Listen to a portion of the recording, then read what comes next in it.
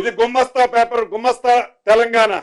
ఈ గుమ్మస్తా తెలంగాణ ఏ హృదయం అంటే శకుని మామ ఆత్మది, శకుని మామ ఆత్మది. శకుని మామ ఆత్మ ఈ గుమ్మస్తా తెలంగాణలో కొట్లాడుతుంటది. ఈ గుమ్మస్తా తెలంగాణలో హెడ్లైన్ ఏంటో చూసారా? ఈ జాగీర్లోకి మెగా ఎంట్రీ, ఈ జాగీర్లోకి మెగా ఎంట్రీ అని గుమ్మస్తా తెలంగాణలో బ్యానర్ ఐటమ్ రాస్తాడు.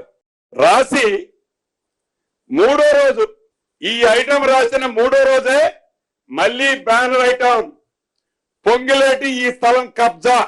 మొదటి రోజు మెగా కబ్జా అని రాస్తావు, మూడో రోజు పొంగులేటి కబ్జా అని రాస్తావు. దీంట్లో ఆంతర్యం ఏంటి?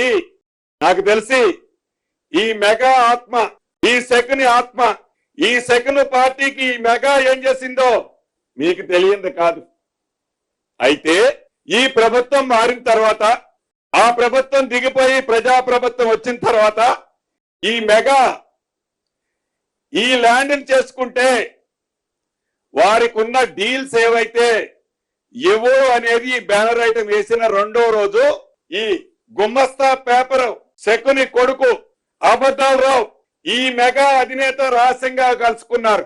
కలుసుకొని నీ వాటా నీకొస్తది, నీ వాటా నీకొస్తది, నీకిచ్చేది నీకు ఇస్తామని సెటిల్ అయిన తర్వాత దాన్ని తిప్పి ఈ ప్రభుత్వం మీద, ఈ మంత్రి మీద నింద మోపుతాడు. మరి ఈయన రోల్ ఏంటి? అబద్ధాలు రావు రోల్ అంటే, ఈ అబద్ధాలు రోల్ ఏంటాయా అంటే శకుని మామ వాళ్ళ కుటుంబమే దీన్ని షేర్ చేసుకుంటే మరి నా పరిస్థితి ఏంటి అన్నది అబద్ధాలు రావు రంగంలోకి వస్తాడు.